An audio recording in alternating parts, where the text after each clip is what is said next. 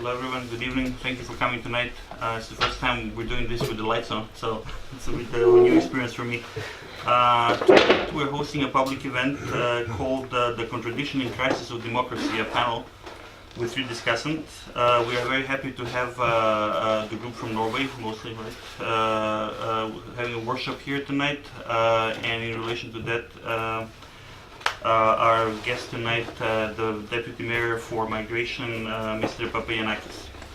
I also have to relay the regrets to my director, Professor Euron Auckland, who could not make it tonight because she was held up in Norway, unfortunately. This is why I have the honor to greet you all and bid you welcome to the Norwegian Institute. To continue, our Master of Ceremonies for tonight is Christina Smith-Simonsen.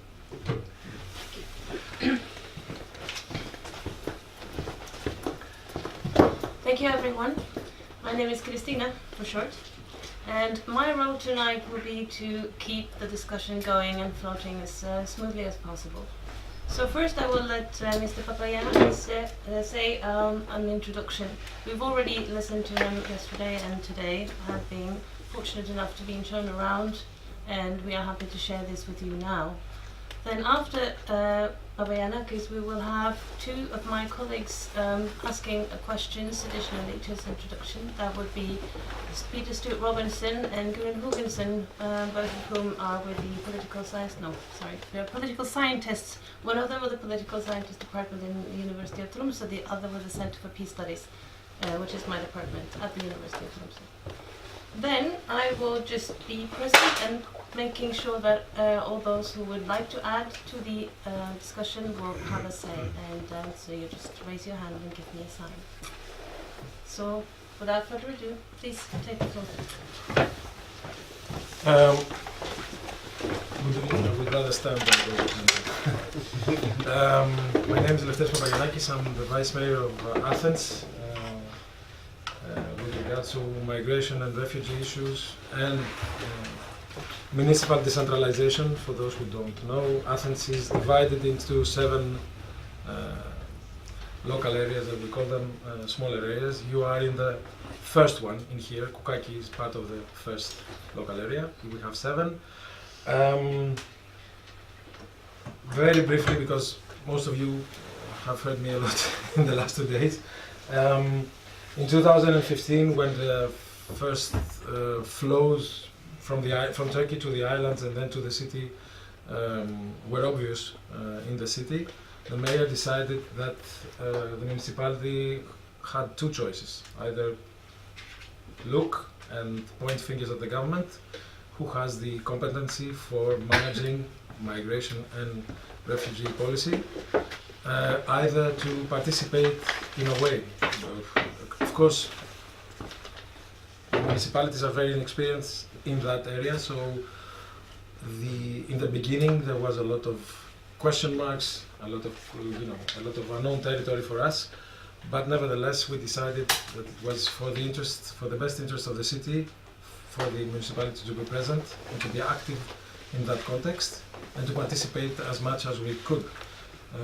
Unfortunately, because it's not our competency, it means that we don't have the personnel or the means, meaning the budget, to counter or to help in that area. So our role was mainly political. We tried to keep an eye on the evolution of the phenomenon.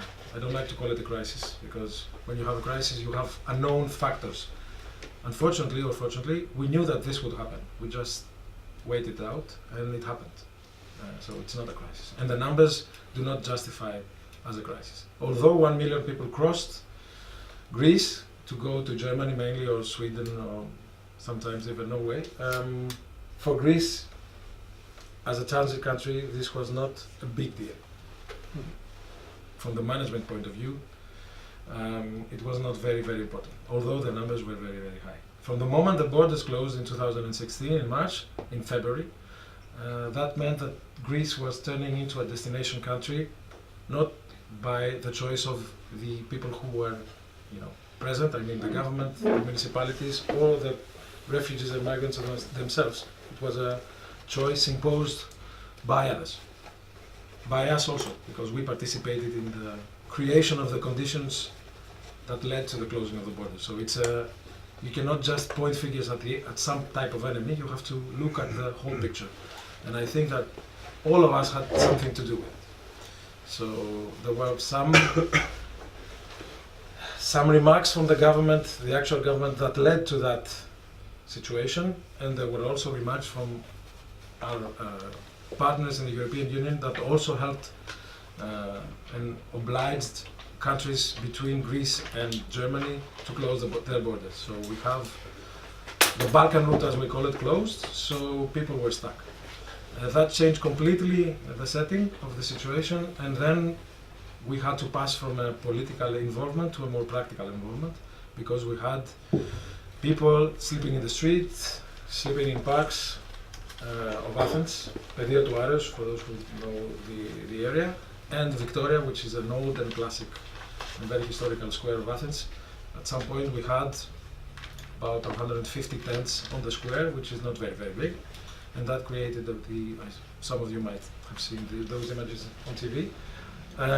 And of course, the ugliest part of all, Idomeni, which is the city north of Greece, which was the last point before the crossing of the border in Fyrom, and then Serbia, and then etc., Austria, Germany. We had there in Idomeni 12,000 people. The camp was dismantled eventually, but the image projected was very, very bad. The same image, we have it now in the islands, exactly the same thing, due to the common declaration, as we call it, between EU and Turkey, which is another policy from the EU to stop or deter people from coming into Europe. Unfortunately, we have made a political choice and we opted for deterrent policies instead of management policies. So we are very, very happy if someone takes care of our problem, meaning keeping the migrants out and the refugees. So we do this with Turkey, now we started doing it with Libya, and the idea is to do it with other countries also. The basic principle of the idea is not bad, the application is horrible. So this is an area of discussion also. So coming back to the municipality, we decided that we needed to up our game, so we created a vice mayor position to show how much weight we give to this issue. It's the only municipality that has that position, although other municipalities are willing to follow. But for bureaucratic reasons or for political choices, they don't do it yet. So hopefully at some point we will have more vice mayors dealing with this issue, and we will put pressure on the government to recognize that this is a competency that needs to come to the municipalities. We are now in the second stage, moving on to the third stage, meaning first stage is reception, emergency response, etc., etc. The second step is housing, temporary housing for asylum seekers, managing the camps in a better way than before, and giving solutions to those type of issues. I mean, access to health institutions, access to school, access to the labor market, which is the most difficult for us, because as you know, we have 23% of official unemployment in Greece. In some cases it's 30 unofficially, but a lot of unemployment, so very difficult for newcomers to find jobs. In some cases it's easier for them because they're involved in issues that concern them, meaning translation, cultural mediation, etc., etc. So issues concerning other refugees. There they can find a job more easily, but it's, skills recognition is difficult, access to the information is difficult, so we are trying to fix that. Moving on to the third step, which is, in a general term, integration, meaning social housing for recognized refugees, and then passing to a more normal way of life, schooling, health, access to social services, and work. And we are between steps 2 and 3, and we are a bit late, if I may say so. So we have a big issue with housing for refugees, recognized refugees again, because I have to make that distinction legally. Asylum seekers have more rights than recognized refugees, practically. So, and in a country that is hit by a huge financial crisis, it's even the situation is even more complicated. So we are on the verge of these two stages, and we are trying to empower the municipality in order to be able to accommodate the needs of refugees, but in the same time we have to keep an eye on social cohesion, meaning doing things also for the host community and the people who live in Athens. And I was talking before to the colleagues here from Norway, explaining that, for example, this is a very nice area, as you know, but it's been hit by the Airbnb tornado. I mean, this neighborhood is out of reach for the regular residents. People who want to move in the neighborhood find another apartment, a bigger one or a better one, or if they have a kid, they want more space. For them it's extremely difficult because houses of a certain size are out of the market, or the rent is extremely high. So in that context we need to accommodate also, not many, but in this context it can be important, around probably 10,000 people, I would say, in the end. And it's not for now. The actual number of people who are going to stay in Greece, we are going to see it maybe in a year, to say the least. For me, if the situation stays as it is today, it will take a year and a half, 2 years to have a complete picture of how many people are going to stay in Greece as recognized refugees. Of course, we will have people without documents, which is going to be another big issue for municipalities around Europe, because many people who won't get the refugee status are, as we call them, unreturnable, because you cannot return everyone to their home country. We have specific cases of countries who are not willing or are not able to receive or to get back their residents because they either don't recognize them or they're too lazy to accept them, whatever. So the reason might be, the point is that people will stay here without documents. And this is another big discussion. It's not for here, but as a municipality, and other municipalities have the same concerns around Europe, for us it's a big deal. Because also I have to add that, for example, the European Commission is thinking of banning the possibility for municipalities to offer services to undocumented. So if you have social services for people and you get European money, there might be a provision saying that you cannot offer that type of service to undocumented migrants. So some type of documentation or legal document might be obligatory for the municipality to offer some type of service. And this can be catastrophic for municipalities because people are going to live here. They're not going to live in space or in the mountains, they're going to live here in the city. So, it's a very general context. The point that I would like to keep is that the municipalities who are doing this in Greece are doing it without a legal framework because it's out of our competency. And this is very important because it means that we don't get any money and we don't get any personnel. So we are building capacity with the help of whoever. I mean, in Athens we have one of the things we did is through private funding we created a coordination center in order to gather all the NGOs and organizations that are active in Athens, and we have more than 60 members at this point, from UNHCR, IOM, UNICEF, IRC, DRC, NRC, all of them. I mean, everything. And small NGOs from Greece, trying to coordinate our activities and find solutions to specific problems. Of course, this needs to be integrated into the, the organigram of the municipality, into the normal life of the municipality, which is very difficult because it means that some colleagues in the municipality have to take over. For the moment, we have people who are hired through a program that will end at some point, and then we have to transfer this knowledge to the municipality and make it a policy of the municipality. And this is tricky because politically, for example, if you don't have the same mayor in the next election, the next mayor can say, this is not of my interest, I don't like this issue, and he can stop.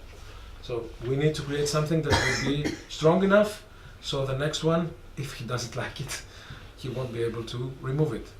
And this is also a big thing for us. So we are trying to set up something, make it strong enough, and then transfer it into the municipality. It's a complicated task, an exercise, but there's no other solution. I mean, this reality that we are facing has nothing to do with likes and dislikes. It's not food that I like or I don't like. It's because people say, oh, I don't like it. We don't care. That's not the problem. I mean, people are moving, so we have to do something. People believe that this phenomenon next year or the year after, it will be over. And they don't understand the reality of the situation. And we have to convince them that this is something that will be present for the next many, many, many years. And what we see now, in my opinion, is nothing. It's just the tip of the iceberg. What is going to follow, and I'm not saying this to scare people, I'm just saying this because we need to understand the magnitude and the intensity and the reality of the phenomenon, because we see it, people still move. And whatever deterrent policy we have applied, because it's not the first time that Greece has applied deterrent policies, not to be unfair to this government. Previous governments have done roughly the same things. We had closed camps, closed detention camps before in 2012, horrible camps. Some of them compared them to concentration camps. Apart from the death prospect, I could agree in the political sense. But it's not the first time we did it. And we have proof that it failed. I mean, people didn't stop coming into Greece because we had a bad detention camp. They didn't care. Because they tried to avoid bombs, hunger, poverty, beheadment, or whatever. So they don't care. Even if you put 50 people in this apartment, it's fine for them. It's better than what they lived with, they had to face. Of course, after some time they will complain because they will want more, and they're right. And it's obvious and it's understandable. So you have to move with the flow. You have to offer something and then make it better and make it better, and then proceed and go, accentuate your action and talk about integration and welcoming them. It's not just many people think, in Greece mostly at this time, think that because they're refugees everything is fine, we love them and everything will be peachy. No, that's not true. It's a management problem. For the municipality at least, we have management issues. We need to manage people. I know it sounds very cynical. I know sometimes people react looking at me terrified, say, well, yes, it's a management issue. Because we are the municipality. NGOs are doing a different thing. Big organizations are doing a completely different thing. We have to manage the situation. And on top of that, because people tend to forget, we have elections in the municipality. So if things go wrong, the next party, the next mayor of the municipality can be a Nazi. We have a Nazi party in Greece. It's in the parliament and it's in the municipality. In some neighborhoods of Athens, fortunately not here, but not very far from here, they got 20%. And they were the first party. If things go wrong now with refugees, the next mayor or the next second in command can be someone that we will never imagine that he will be president. So me personally in the municipal council, I have to face, I'm sitting here in the other row, I see the number 2 of the Nazi party. He was in prison and he's charged with being part of a criminal organization and as a conspirator to commit murder. So, and he got 16% in the whole of Athens. So if things go wrong, he will be the next mayor or the next after that. So there are also political considerations. That's what I'm trying to say. We have to keep a balance. We cannot work for one party only or for one side. We have to keep a cohesion, if you want. So the expression that is very much in trend is social cohesion. We talk about it all over Europe. It's very difficult to achieve without means, and if the country is like Greece is hit by a financial crisis, but you have to manage all of it together. I think, and okay, he's the mayor and I'm with him, but I think that this mayor has done a tremendous job in keeping that balance. We can find flaws, trust me. I'm the first one to point it out, but in general, I wouldn't imagine it any other way. Some mayors, the mayor of Athens, Thessaloniki, and some others, have done tremendous work in that context, facing the crisis and at the same time, influx of people that can create an imbalance in the system. And trust me, the system is very, very fragile now. It's not only due to the change of government, it's due also to the pressure from partners in the European Union, our debt situation, etc., etc. The Greek people have lost 25% of their GDP in 7 years, which is a lot. and they're facing tremendous hardship and problems. And I'm not saying that Greece hasn't done enough to find herself in that position, but pointing out the problems after 9 years, it's a bit excessive. Even for me, I can see the point, I can understand the programs, the need for reforms, etc., but doing the same discussion over and over again after 9 years, it means that something is going wrong and we haven't found the right cocktail. So maybe we should look at some other solution.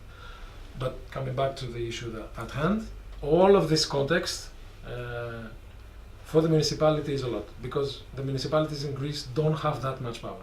It's not like the municipalities in other parts of Europe, Germany, even Norway, Sweden or France, where you have municipalities that have real power, real money, and can make a big intervention and a big impact in the life of the municipality. We cannot. For example, I will give you again the example of Airbnb. We cannot do anything about it as a city. Nothing at all. In Barcelona, for example, the mayor can intervene. So in Amsterdam, the city decided that people can rent out their apartment for 60 days a year. And who goes over that limit gets a very hefty fine. Here, the municipality cannot do anything. We are waiting from the state to do something. So the way that we can intervene is very, very limited. And that affects our capacity to make policy for the city and the citizens. So we have to prove that we are not an elephant, in a way, because we have to do things without having the power and talk about it. So it's a bit strange, because everyone is asking the mayor to do something, while they know that he cannot do anything because he doesn't have the capacity, the competence. So we have a classic saying in Greece: if you have a problem, talk to the mayor, which is not completely the least truth declaration that I've ever heard, because the mayor can't do anything at all, actually. I mean, to the modern challenges that cities face, he's completely powerless. Completely, trust me, with, technological advances, the change in the relationship in the labor market, the way that the city has to operate, intervening in the city planning. We don't owe city planning. City planning is being done by the ministry. The Ministry of Environment, Energy and Climate Change decides they created an organization called Athens, the Athens organization, and those experts decided on the city planning of Athens. Because we are the capital and we are a very special city. Doesn't make any sense. Any sense at all, because you're called to manage the decision that they take. Yeah. Doesn't make any sense. So things are happening around the city and we just watch, and we have to explain to the citizens why this is happening over there. Okay, in some cases we can act politically and decide, but this is on a political level. It's not our competency, basically. So also that creates a lot of friction. I will stop here because I can go forever. So thank you very much.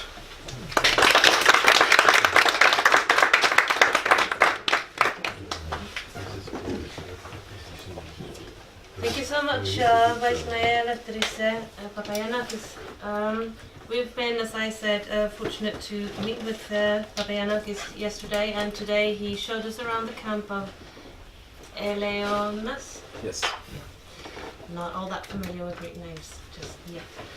So we have already sort of had a head start on some of you, and but it's just the beginning of what is an immense and huge reality on the ground. Because one thing is what we read at home and see on television at home about these situations. Another thing is being here and getting a glimpse of the realities that Athens and Papagiannakis deals with on an everyday basis, which is a magnitude of political and practical issues that needs to somehow fit, and if it doesn't fit, make it fit. So I'm very happy to see that Papagiannakis seems to be able to do some kind of magic. It's not up to me, trust me. No, but there's a forte in the way you talk about these issues, that you are very, very realistic about what can be done and what cannot be done, and how to try and deal with that, and very upright about what you're facing and what the city is facing and what the people coming here are facing, and no words in between that, and that is refreshing. I got with me colleagues from the University of Tromsø, and I am going to let Gunhild Huggensen take the stand first. She is the professor of peace studies, and please come to the... Good. Just stand there again? Yes, please. You could sit if you Can wanted. I sit? I'll stand. I sit all the time. Okay. So I, as Christina has said, this is very impactful for us who live in Norway. We live in North Norway. We live so far north, it's probably incomprehensible. But we're past the Arctic Circle, so and our reality about this thing called the migration crisis, because even though you rightly say that we shouldn't think of this in terms of a crisis, we have to capture it in different language. It's always framed as a crisis. But our view of it, of what's happening, particularly with regards to people who are coming from southern locations, not least Syria and Libya, Afghanistan and Iraq, that is so far away from our reality. So coming to Athens and having the opportunity to see sort of the door where people are coming through is a huge opportunity for us. I just wanted to, because I'm not so familiar with the management aspects, but I look at this through the lens of, the broader global geopolitical frame. And I think part of our discussion when we're talking about who's going to manage what, and okay, Greece, and then down, and not just Greece, so it's Athens. Athens is going to have to do something about this and figure it out. There's not necessarily a chain of command, but there's perhaps a chain of responsibility here that we're not including in the discussion, because as much as we're going to talk about the technical details about how to deal with / help people who are on the move, and they're on the move exactly as you say, they're on the move because they don't want to get bombed. They're fleeing hunger, they're fleeing fear, they're fleeing poverty. And why is this? Because we have to take a look at, where is this all coming from? And it's constantly in flux. This is a crisis or whatever that has been building up since the early 2000s at least. And the title of our thing here is something about democracy, and I'm thinking about democracy, and that has a lot to do with why we're in the situation we're in right now. In 2001, after there was an attack on an American city in New York and Washington, on the Twin Towers, the World Trade Center, and on the Pentagon, there was a reaction in NATO. NATO invoked Article 5, which the long and the short of that is, if one of us in the alliance is attacked, the rest will step up to the plate and protect them that was attacked. And what was it that we were protecting? We're going to protect the United States in particular, but more broadly speaking, the goals, the values, the American values, and more broadly speaking, the NATO values. And that was like including democracy. We have to protect that which we hold dear. And to do that, NATO countries agreed unanimously to intervene into Afghanistan. And it took only a couple of, it took just a matter of weeks before the first troops were on the ground in Afghanistan and doing counter-terror operations, Operation Enduring Freedom, and followed suit with the International Security Assistance Force to Afghanistan, ISAF. And that played out for 14 years. And not that it's continuing now. We have Operation Resolute continuing on now. There's still interaction or an intervention in Afghanistan. And not to go into the whole history of what's happened just in those 15 years. But what we do know is that Afghanistan hasn't necessarily been better because of this intervention. And after Afghanistan, there was the decision by the United States to unilaterally go into Iraq with its coalition of the willing in 2003, even though the UN was against doing that. And then after that, in 2011, we have Libya, which which there was an intervention decided there at the UN under the basis of responsibility to protect civilians in Benghazi. At the same time, we saw the Arab Spring taking place, and protests starting in Syria, not disconnected with other events happening in the region, and this has boiled over into that war that we see in Syria. In all these cases, Norway, little Norway, way up there in the north, has been involved in each one. We've been actively involved in Afghanistan, and we got more involved in Afghanistan because we felt guilty because we didn't want to go into Iraq, so we had to, and we felt guilty to who? To the United States. And so we felt that, and I'm washing this over in simple language, but nevertheless, this was the way the logic worked. We didn't feel too comfortable about going into Iraq, although Norway has been present in Iraq and in that particular intervention. Norway instead chose to go into Afghanistan. We were in Afghanistan since 2000, and we were already there 2002, 2003, but really made a presence of the provincial reconstruction team since 2004, 2005, and pulled out in 2012, and continue to have special forces in Afghanistan today. Plus all our wonderful NGOs, of course, because we're really good at NGOs and we send them all over the place. So we've been doing that too. We really stepped up to the plate in Syria. We bombed the ass off of Syria.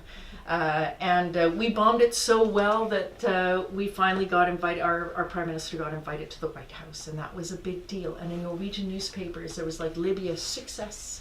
You know, this was it. We really did a hell of a job. We also are deploying troops into Syria. Somehow we have figured out which rebels to cooperate with. I don't know how the hell we figured that out because there's so many of them, but nevertheless we'll help somebody. And we have troops there who are, we claim they're mentoring, but they are engaged in the conflict that is happening in Syria as well. So we, in our efforts to promote democracy, to protect democracy,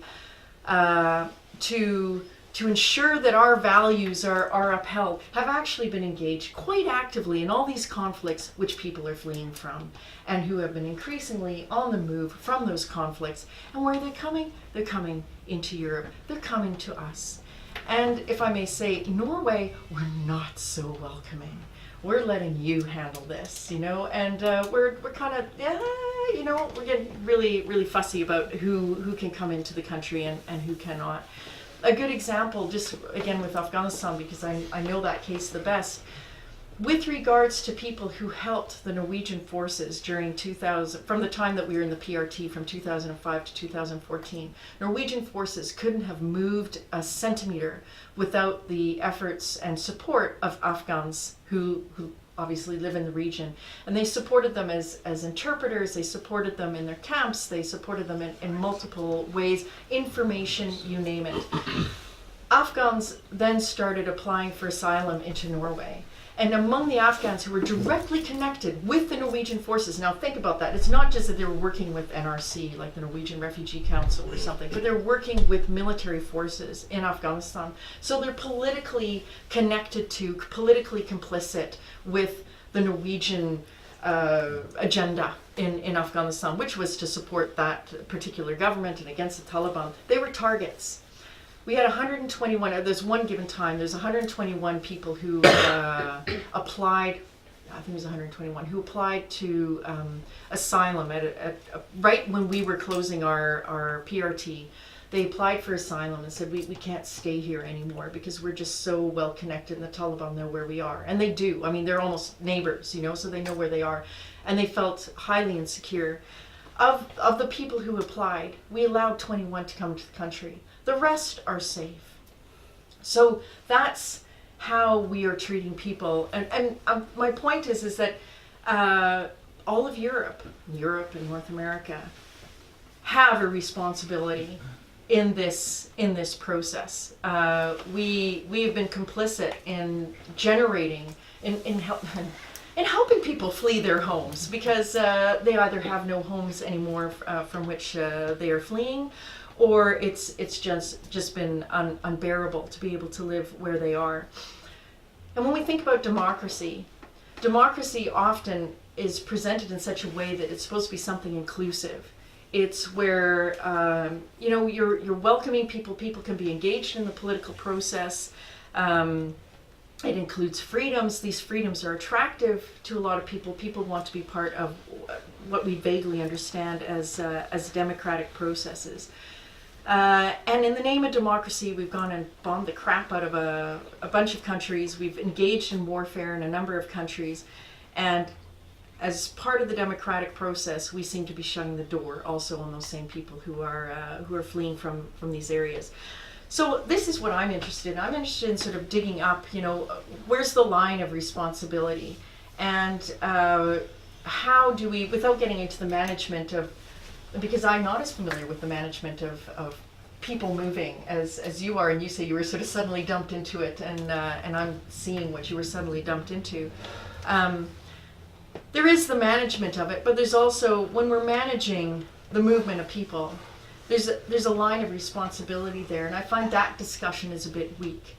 How we are all quite responsible for why people are moving, and given that we are responsible for this, how should we approach these particular issues? Indeed, the people who are fleeing wars that we participated in, as they come into Europe, they are labeled as, well, if you're a man, you're dangerous. You're brown man too. You're brown man coming into Europe and you're dangerous. You're automatically a terrorist. You could be a 15-year-old, you're a terrorist. You're not a man yet, you're a boy. I mean, for those of us who have teenage sons, we know they're like mentally not well developed at all. Like they're not men whatsoever. But they are children. But they're coming into Europe, and they're classified as terrorists. They're classified as dangerous. If you're a woman, a brown woman, you need either saving, you're oppressed, and you also have no control over your own history. So there's ways in which the people who are moving here are also framed, and the way they were framed when we as Western states intervened in those countries, and then they're framed in particular ways as they're fleeing from those same wars to be safe, to enjoy the democracies that we have, that we need to discuss the way that we're framing people, we're understanding our own role in the devastation that has been caused to the people who are coming in through your front door. So thank you.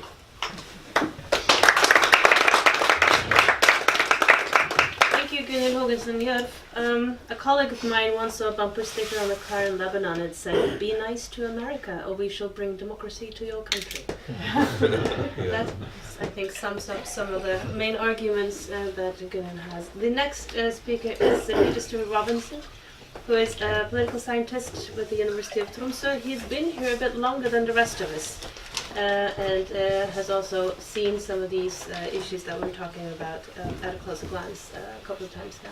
Please, Stuart. Yeah, thanks, Christina. I've been kind of a regular here in Athens for the last few years, and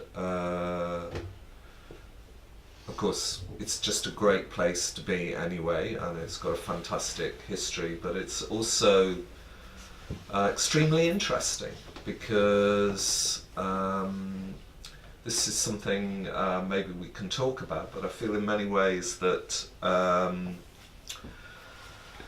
Greece at the moment is kind of in a sort of epicenter. It is caught up in processes that are not unique to Greece. They are processes that in many ways are global, but which I think Greece has been quite unlucky in terms of the acuity with which it's had to deal with some of these issues. And actually, I'm not talking here primarily about the migration issue now.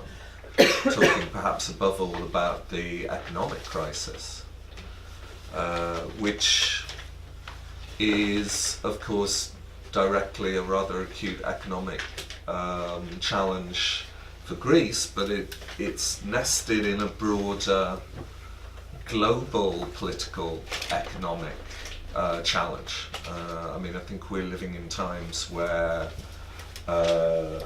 really the global political economy has reached a critical juncture where both the injustices that it entails have become much more transparent and much more people are becoming more aware of these, and the dysfunctions of that economy, even in terms of operating in its own terms as a kind of growth generating system. So I think maybe that's important to bear in mind in terms of talking about the kind of issues that Greeks are dealing with regards to migration. But I wanted to take up this theme of responsibility, because that is the way also of thinking about what you and others here in Greece are doing in a broader context, because I feel you're setting an example in terms of taking responsibility in this difficult situation and dealing with this in an ethical way. And I mean, by an ethical way, I mean talking about, in some sense, a kind of shared political context, actually. And I think this idea of responsibility to those around us really gets to the kind of the root of talking about how we understand the issue of democracy here. I mean, we stand in this place with a history of thinking about democratic relationships on a very small scale. The kind of example for us of the Athenian democracy is an example of a small community face to face making collective decisions. Actually, a small community even is perhaps a misleading word, because it's a selective group within a community exercising that process. I think at least we see at work here a bigger idea about our obligations and our relationships with a broader community.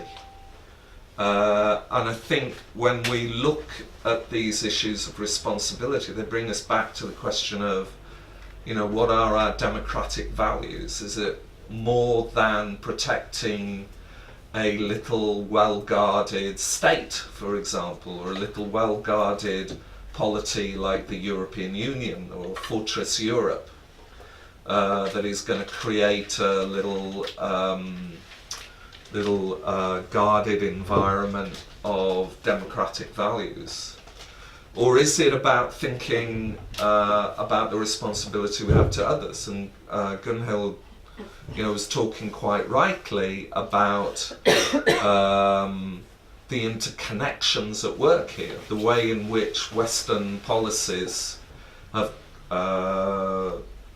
if not created, contributed enormously to the conflicts and the movements of people that are taking place right now. But I think it's worth also taking that a step further and saying that we operate with a kind of doublethink, in the way that George Orwell might have thought about it. We operate in our little self-contained democratic universes and think of them as self-contained when they're not. Actually, we live in a political, economic fabric where what we do in the Western industrialized nations has enormous impact on people living in so-called less developed countries. They live in conditions of dependency.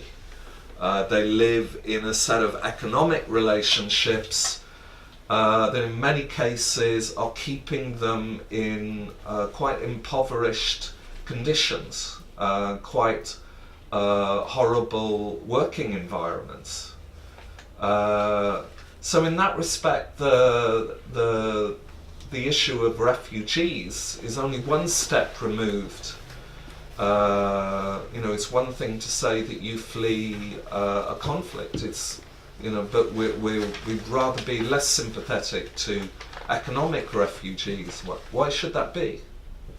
We have created a global political economy, and I say that deliberately because we have created it. It is not a kind of arbitrary, organic appearance of haves and have-nots. It is an economic system that has systematically created haves and have-nots.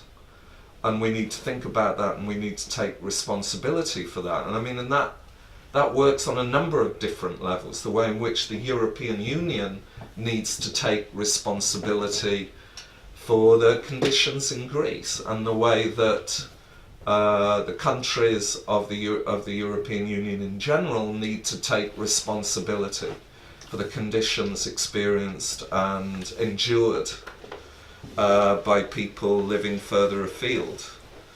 So I think there are some issues here, I mean, that are interesting to us as political scientists that in some way are being played out on the ground here in Athens. And one of those is this language of democracy that in many ways is a kind of universalist language, and especially this language of modern democracy, which is this idea of liberal democracy, that we, in other words, that we see individuals per se as having certain kind of inalienable rights.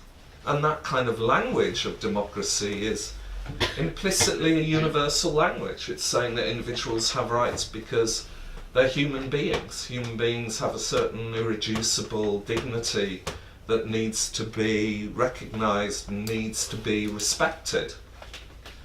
And that's what this is about when we make a decision about how we're going to deal with these people and the difficulties that they have, and how we're going to think about living together, actually.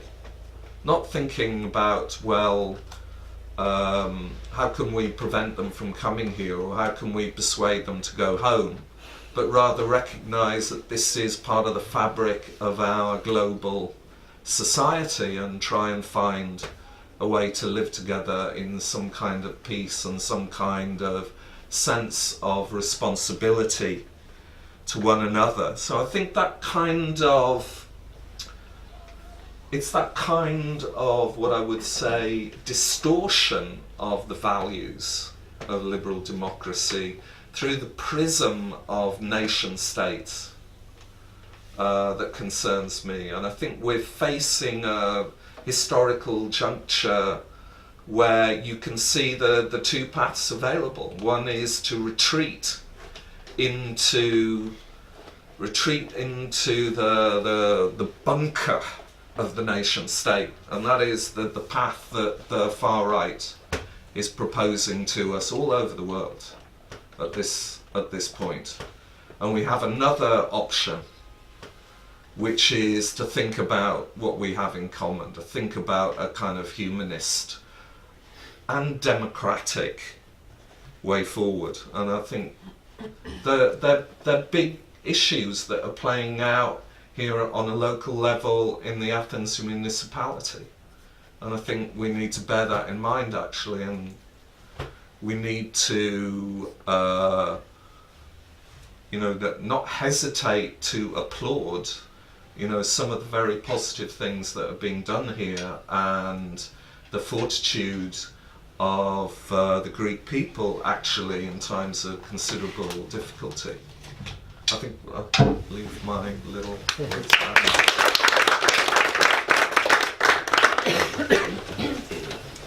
Thank you. I'm going to let Mr. Papagiannakis now briefly comment upon the last two speakers, and while he does, you may get ready to make your own comments, and then, as I will open the floor afterwards. Well, most of the points made by the two previous speakers are on a much broader level than the small municipality of Athens, which is actually small. If you compare it to other municipalities, it's not a big city. But the effects of whatever was presented are felt on the local level. And just to be fair, it's not only Athens that does good things. You have other municipalities, fortunately, a very small minority, but others are coming into play. And this is For me, it's even more positive. If you take into account what happened before, and how this crisis, let's call it a crisis for the sake of argument, was perceived, the fact that other mayors are willing to participate, it's more positive than the fact that Athens showed the way, for me, personally. Because if it was only Athens, even now, would be a failure of the, of that way of thinking. So maybe the mayors were convinced by other things. I mean, the financial opportunity, or the, to make, if this makes them look good in the eyes of the population, etc. Which is all these are valid arguments.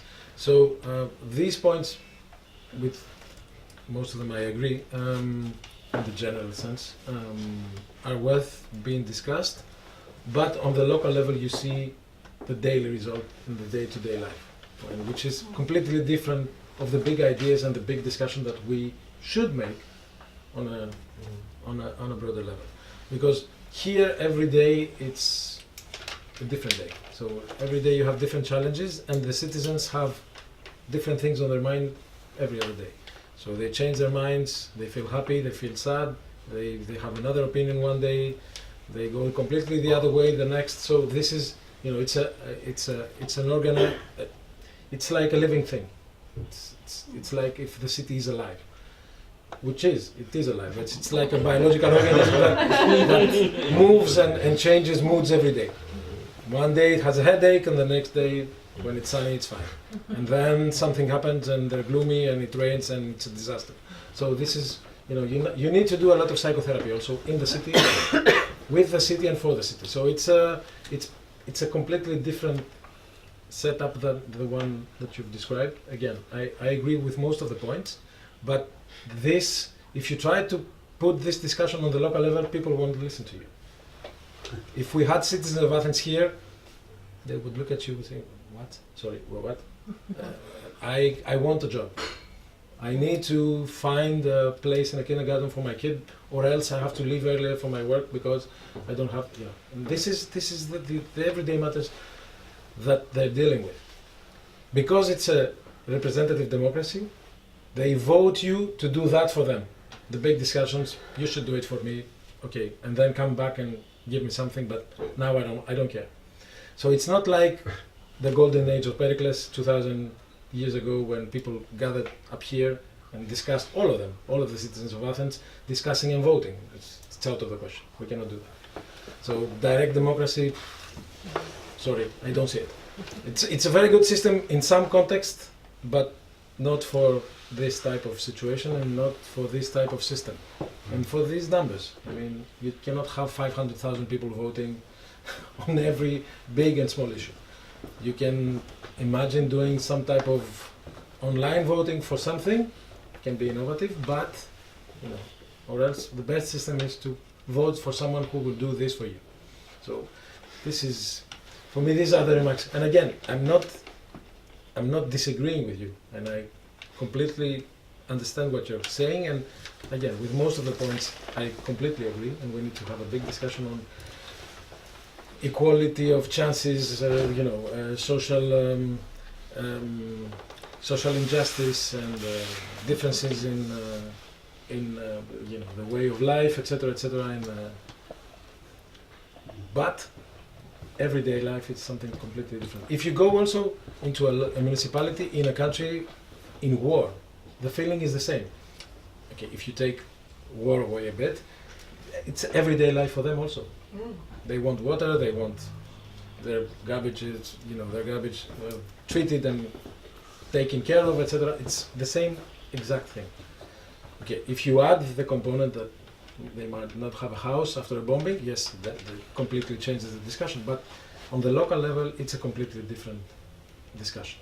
It's a good thing to integrate this type of discussion in the global context, and we do that because more and more cities have a saying in what is happening, and you see cities proposing policies, discussing amongst them, exchanging good practices to start with, but then also doing policy between them. For example, the mayor of Athens and the mayor of Barcelona have signed a document saying that Barcelona will take 100 refugees from Athens directly to Barcelona. The government of Spain said no, because this is our job. So we might imagine at some point that cities between them will find ways to bypass that type of system, or else you will have cities fighting with the national government, which is the case now. In Holland, for example, Amsterdam, I've heard a colleague in Amsterdam said before the election saying that if the election goes wrong, and not our way, as we would like to go, we will have a civil disobedience movement officially from the city towards the government. Unheard of. But you know, Paris, Hidalgo did this with Valls. The government of France didn't want for Paris to open the 2 camps that they opened. She did it anyway. Barcelona with the government of Spain.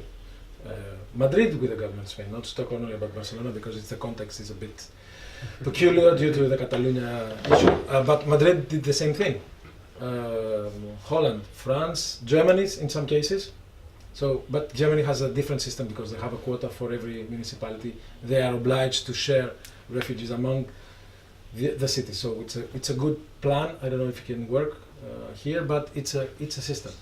And so the solution might be to make it the other way around. Instead of talking from up down, talking from down up. I mean, including the cities to these types of discussions. Maybe the mayors can have a good idea, or maybe they can be present in a different way. And we do have that. We have movements and networks of cities being very, very active and reacting and intervening in the discussion. I know, for example, that last year in the UN General Assembly there was a big panel on the migration issue and the cities, and there for the first time mayors actually spoke to the UN before the UN General Assembly, but their comments and their findings were presented into the General Assembly. It was the first. IOM is doing a big discussion with the cities on migration in the cities. They did it in 2015, and in 2 weeks they have a big meeting in Belgium, in Mechelen, doing the same thing. Cities with migration and how the cities can react, etc., etc. Pull factor, push factor, all of it. There are private initiatives. There are initiatives of the South, initiatives of the North. Yesterday I had a discussion with UNHCR.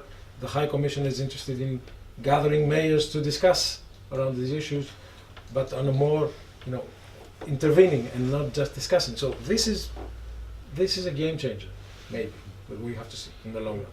So again, very interesting remarks, but we have to adapt them.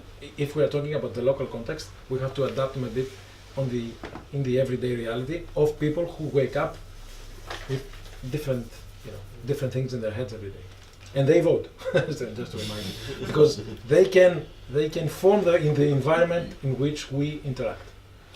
And coming back to Greece, this environment is very fragile and can go horribly wrong very, very quickly. It's already going wrong for my taste, but it can go even worse. So we have to keep in mind to have some type of balance. We cannot go one way or the other. We have to find ways to navigate through these extremely dangerous times, because times are dangerous. So for me, politically, I mean, and we have to be very careful. And I'm not trying to avoid the discussion. I'm not keeping equal distances from both sides. But I think that in some cases we have to find a point of reference and then getting everyone to agree upon something specific, because or else it's an ideological battle between different points of view, and it doesn't add up for me, at least. Yes, I think it's a very valid point that this is not going to go away anytime soon, and has been going on for very, very long. People have been dying in the Mediterranean seas for decades. But only with the case of Libya, and the borders were opened up, and with the case of Syria having a war that made a substantial number fleeing the country, made it all of a sudden into this crisis.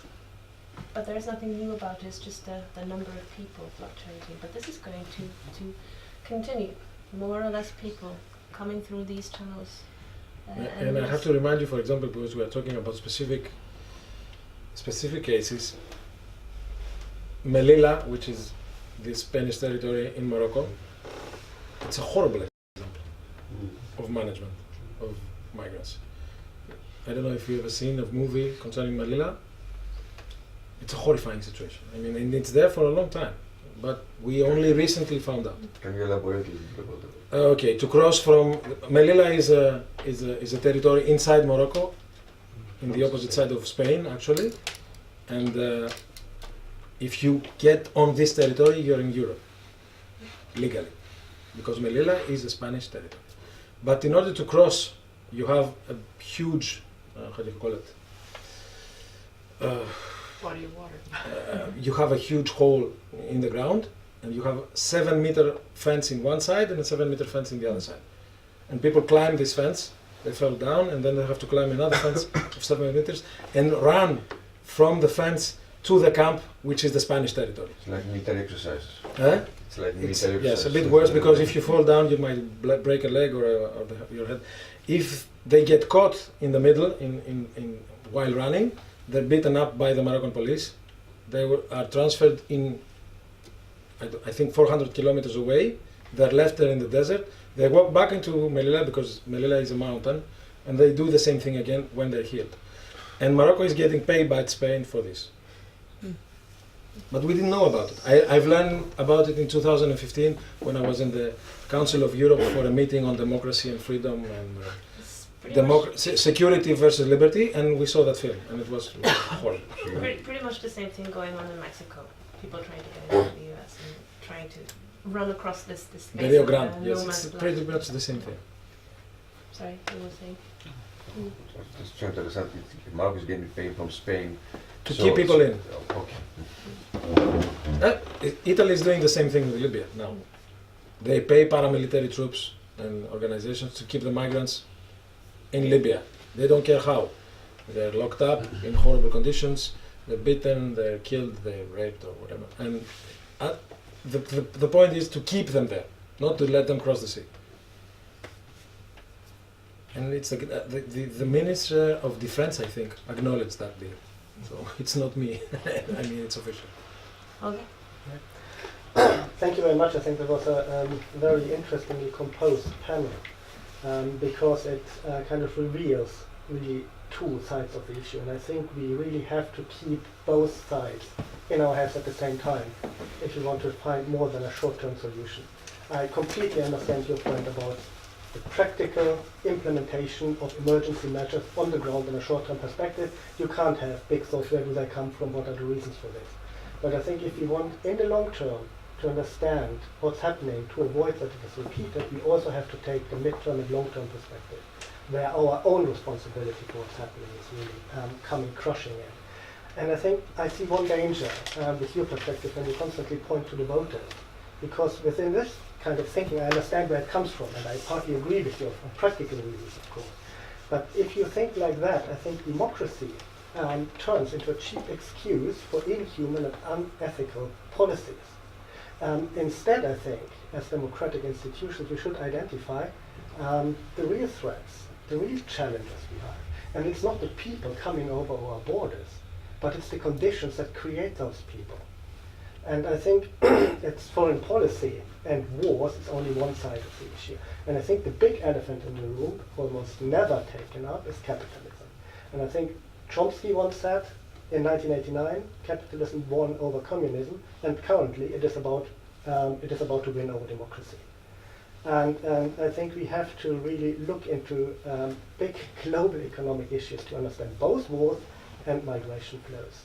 And we have to strengthen our democratic institutions from below to, again, enable them to tackle these powerful forces which we have created. Just one comment, sorry. When I'm talking about the voters, it doesn't mean that I succumb to that Yeah. dilemma. Mm. For me, the good way to go is what we do now, and even more. Yeah. And if the voters don't like it, I don't care. Yeah. They will understand later, maybe, but it will probably be too late. Mm. So, personally, I don't care if I get re-elected by changing my point of view or by, budging to their demands. Personally, but I talk about the majority of people and the bigger perspective, and not only the local election. The national election is more, it's the bigger threat. But personally, for me, it's not an excuse. Mm. I would like to do more if Mm. I'm capable and able and if I have the means.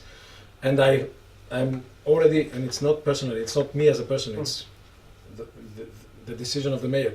We are already targeted by extreme right. Mm. So And it was a challenge to you, because I know that, I mean, we have talked before, I know in a way that you're not there. But it's more like, I mean, you have the same discussion. no, the majority in is Norway there. and other No, the countries, majority is there. where you constantly have people referring to kind of, oh, the right is coming up if we do an ethical policy towards real people. Mm. And I mean, you made your position very clear today in everything you told us at that refugee camp, to be honest. So, yeah. Just to build on that a little bit, I found myself wondering, as especially the last two speakers were talking, what can we practically do? It seems there is this kind of divide, as you pointed out, between the practicality and the theory behind the situation we find ourselves in. So I started to despair listening to both of you, and I thought, what can we even possibly do to change the military intervention of our countries or the global capitalist economy that we were living in? It occurred to me that maybe what we're actually talking about, the bigger question I asked is, who has the power today, really? I mean, yes, voters elect the officials. Ultimately, voters are responsible for giving governments power to make the military decisions, or we spend money and therefore enable corporations to become what they are today. But really, right now, I don't know that we have the power to change what the militaries are deciding to do as average voters. I don't think we have the power to change what corporations are doing throughout the world as average voters. All we have the ability to do as voters is, unfortunately, to elect people who are going to serve our best interests. And what a lot of people are seeing serving our best interests are the far-right parties, and that's why they're growing. I don't know, it's just a comment. I don't know if that helps me kind of simplify things a little bit. Maybe it's an oversimplification, but my two cents. Can I say something to that? I understand your despair and I share it, but it's a difficult process, and actually comes down to what you're saying about representative democracy, and that as voters we have elected certain persons to reflect our interests in Parliament, either in the city or in Parliament. In Norway, we live in a unitary state, so we have the cities, and then we have like the national government, and it's there's a glimmer of hope there, at least say in one national context, where there's some self-reflection. The problem is it kind of comes after the fact. So we've done a large evaluation on our efforts in Afghanistan and came to the conclusion that wasn't such a good idea, really. And that was largely done to please the United States, to be a good ally, because of the fact that in Norway's case, we need a US to step up to the plate in the event that we have an attack by Russia, right? So that's it. And that's why we're doing all this. This is why we're debating whether or not, not Iraq, but we better, step up to the plate here, and so that's what we're doing. But it does come down to the more sort of local levels, in that our venue or the conduits we have are those people we have elected, and we're stuck in between a rock and a hard place. We're also somewhat responsible. On the one hand, and the more hardships we're facing at home, like at home, do we have a job? Is my husband beating me, or I'm beating up him, or we have problems like that, or we're captured by all sorts of problems, then we're not going to get so politically engaged. But there is a bit of a demand, even though it's a representative democracy, and we're not voting at the Acropolis, every one of us, and going, yes, no, maybe, But nevertheless, we need to be more politically engaged. We need to bug the shit out of our representatives. They are the ones who are there. And we're now finally been pushing, in the Norwegian context, pushing our government, let's evaluate Libya. This was not a success story, and let's have an evaluation of that. And it's coming very slowly, and there's a push between national and global politics and what people are interested in, and that who are they going to respond to, the US or to people, the people you're talking about. The fact is, what we're talking about isn't so far away from the people you're talking about, but we're having a hard time combining the two, as Holger said. But at the end of the day, I think we have to be more politically astute and bug the crap out of our representatives, become more engaged, come to things like this here, because it's things like this here. If you're going to go to the municipal meeting about hot water, no, you're not going to talk about Article 5 invoked by NATO. Of course not. But here you can talk about it. So that makes this sort of venue really important, because it means at least you're politically interested, we're politically interested, and then, well, where do we go from here? And that's how I see it. Well, like, as you say, bottom up. At the end of the day, it's And we gonna have to rely on we bottom have some up. good examples. I mean, let me remind you about Poland. They wanted to reinstate abortion, turning abortion illegal, and all the women of Poland went down on the street and they stopped. They stopped. An extreme right government who is very, very powerful, who is banning media from transmitting, who is changing the constitution to make it like they want it. Women went down on the street saying, "Don't touch this. This is completely different." They didn't react to the other things. Yes, okay, but this is something that it's very, very personal. So this is off limits, and they stopped. I know it's not easy to gather thousands of people every day in every issue, because or else it's going out to the Acropolis and voting. It's very difficult. But in big issues, important symbolic maybe issues and actual, issues that matter, you can do that. It's a bit, as long as you believe it, it's a bit cheesy. But if you can convince others to do it, you can do it. And you have to do it every now and then. It cannot be every day, because or else you lose the purpose. We've done it in Greece and in Spain, for example, with the, how they call them, the people who went down on the squares, complaining about the memorandum, etc., etc. We had in Greece also for a week, 10 days. People were in Syntagma, in Constitution Square. In the end, it lost the essence, and it became a bit of a joke. And this joke took over all the rest of the effort.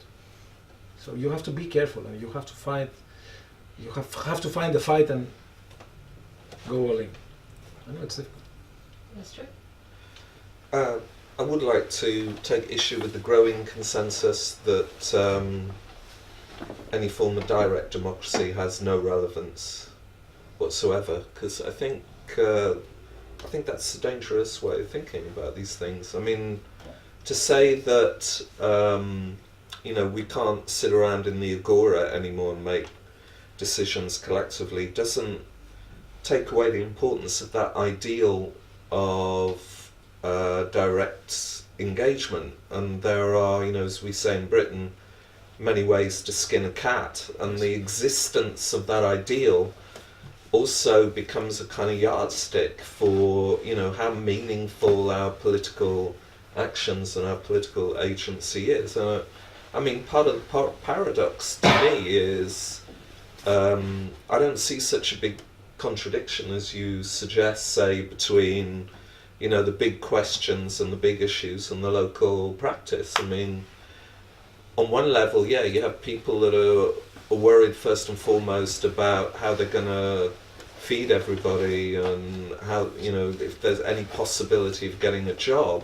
On the other hand, I know you've got, plenty of unemployed people volunteering at the camp that we were at today.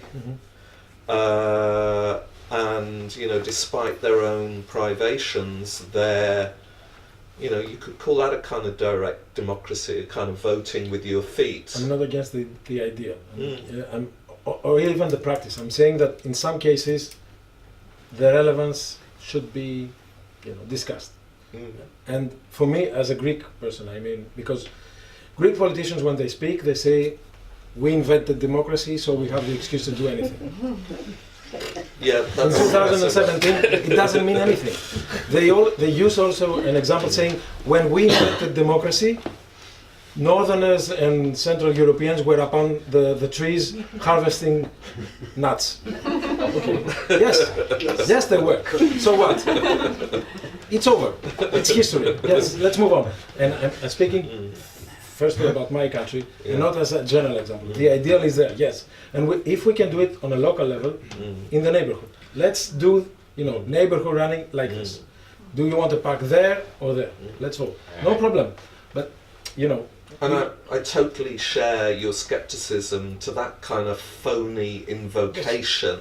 For me, it's tiring. That's why I'm complaining. And I think it's extremely unhelpful. Yes, and we're looking for an enemy.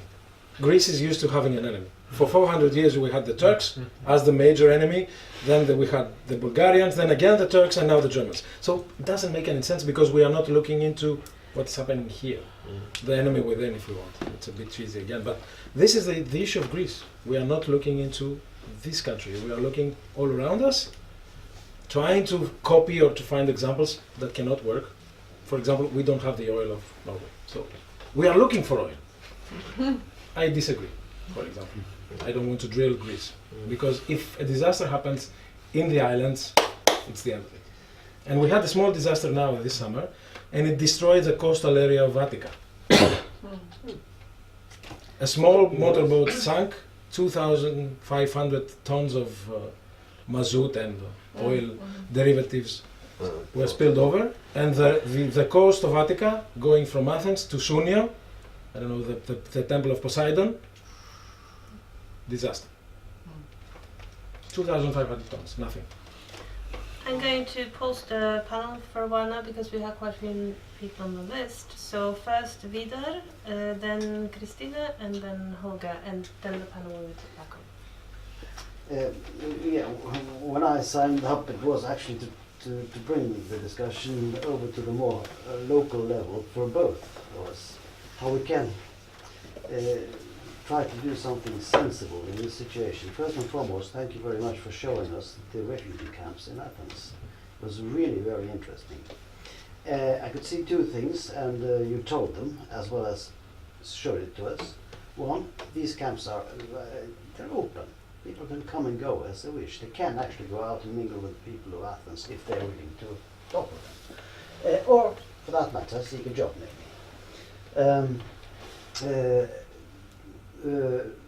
I saw nothing of what is an increasing tendency, although, for example, in my country, that camps are closed, especially for the people they want to send back and who are in a sort of limbo position, haven't got the right yet. Yes, that's happening in my country.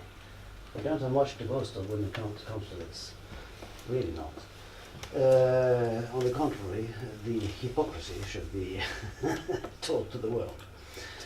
But now, given that this, if I argue like this in my country, I get a very brief answer, which is like this. Your country is? Norway. Germany, Britain, and the rest of Europe are in a race towards the bottom. And how much can we affect that? We're 5 million people, how many can we receive? We cannot, we have to participate in the race towards the bottom. That's the argument, and that's how the logic goes. So, given this, that the Europe is now in a race towards the bottom, and then sending all the consequences over to Italy and Greece. How can we actually prevent a further deterioration of responsibility of this kind? The problem around democracy is that everybody is talking about the fear of right-wing extremism, which is true. And then it could suddenly become even worse. So everybody is then saying, oh, we have to actually reduce the number of refugees in order to prevent the further deterioration politically towards right-wing extremism. And now, my question is simply, how can we contribute in our country to, if you see what I mean, alleviate the situation for you? Are we talking about money? Are we talking about people, NGOs and so on? Are we talking about receiving migrants, as Barcelona proposed but wasn't allowed to? Are we talking about information or spread of competence? I would say all of the above. It's the easy answer, but no. To be honest, I would like to answer the political question because I would make it a bit personal. Sorry for that, but I come from a family from the left side of the spectrum, and what I see as problematic is that the narrative of the people of the left is copying the narrative of the right. And this is happening all over Europe. France did it, the Socialist Party disappeared completely. You don't have any more Socialist Party in France. Wherever socialists or left copied the narrative of the right, of the danger of outside border protection, etc., people voted for the original. They voted for Orban, they voted for the new Czech Prime Minister, etc., etc. It's much simpler. Instead of overthinking it, they say the same thing, we trust the other because he's going to do it, so let's vote for him. So it's very simplistic, I know, but it takes a long, I think that we will take a lot of time to analyze it. So we need to change our narrative from, broadly speaking, the left. Let's put it that way. So we have to find another narrative, we have to present the issue in a different way. Because if we present it like the right, people will vote for the right and that's it. Because it's, at least they trust the right to do it, to apply it. They don't trust the left to do it because it will probably won't do it. And the example comes from my country. We have a government so-called of the left, I highly doubt it, but let's move on, who is going to protest the government, actually, and the people that voted for the government, they're going to protest on the 17th of November in front of the American embassy. In honor of the people who squatted the Polytechnical School of Athens in 1973, which led to the falling of the dictatorship, of the 7-year dictatorship. Every year we have the same march, from the Polytechnical School to the American embassy shouting, killers, assassins of people, Americans. It's the classic. But a week ago, the Prime Minister, the left Prime Minister, was visiting the States and visited Trump. And he said that Trump is a very impressive leader, completely. And he bought $1.1 billion of upgrade for the F-16s that we have. And that was the only point of the whole visit. And it's the government of the left who shouts against the Americans. So that creates a bit of a conundrum in the heads of people who voted for them as left. So the Minister of Defense belongs to the partner of the government, which is a far-right, homophobic, misogynistic, anti-Semitic, small right-wing party. And he's the Minister of Defense. So that we can understand the issues. So that's the political. So for solving the problem, we need to have a completely different discussion, completely different policy, completely different way of seeing things. Yes, you can help with money, you can help with people, you can do that. It won't change the thing if we don't change the policy. We must discuss what the speaker said, yes, we must discuss about the responsibility of the states. For example, Greece is asking for solidarity from other countries. She's right. But we don't have internal solidarity. We have 15 municipalities doing the work, and the others saying, it's not my job. So you cannot have external solidarity without proving that you have internal solidarity. You cannot go out and be convincing when you haven't solved your internal issues. People know that. The information travels very, very quickly. It doesn't take a week to get a telegram out. It takes only 1 second. You take a picture now, I post it, and 5,000 people see it. So this is it. It's very quickly. It's very, very quick. So as long as you don't have a concise policy, an integrated policy here, you cannot ask anything from the others. That's it. Christina, so hold it.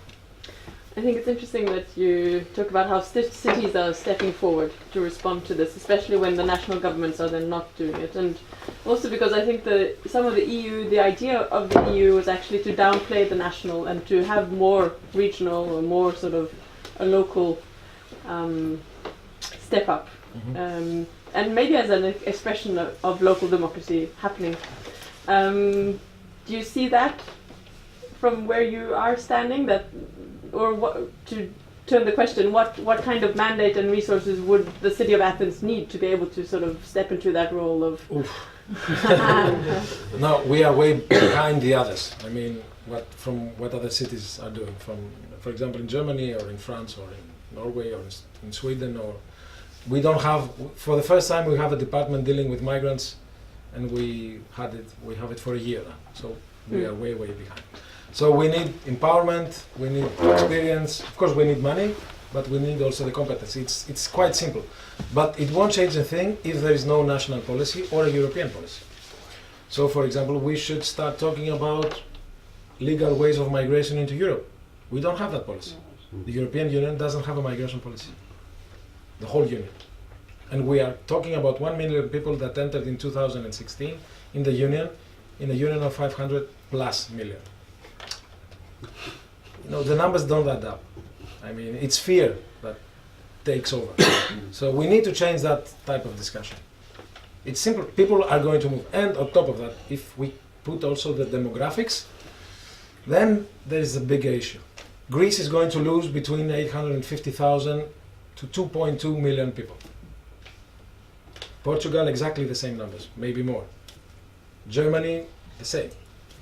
Even France, who was the last country to have a 2.1 index of birth deaths, to keep stable the population, is under that. It's gone to 1.4, something like that. So we are dying, basically.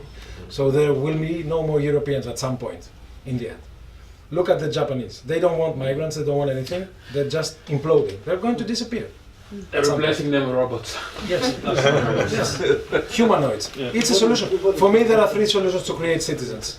You create citizens. I mean, you take migrants and you train them and you explain to them and you let them be and empower them. You give birth to citizens, which is not the case. And the third option, apart the humanoids, which is 4th maybe, you clone us. That's illegal, so it's out of the question for the moment. So we will have to make a choice at some point. Something, decide on something. Here the debate is between the right and the left. Even demographics has an ideological umbrella. The far right says, yes, women should give birth to Greeks, and that will save us. Okay, ask the women. No, we won't ask them. It's easy. Yes, of course, we did it before and we're going to do it now. It's the easy solution. Okay, this is not a serious discussion. We should find other ways. Seriously, not, you're going to bring here foreigners to take our place. Yes, because you will not exist. So we have to do something if you want the state to exist. The nation will disappear either way, if we talk in these terms, in the terminology of nation, state, etc. But do you want people or you want to be on your own? For the moment, we choose to be on our own and we are disappearing slowly.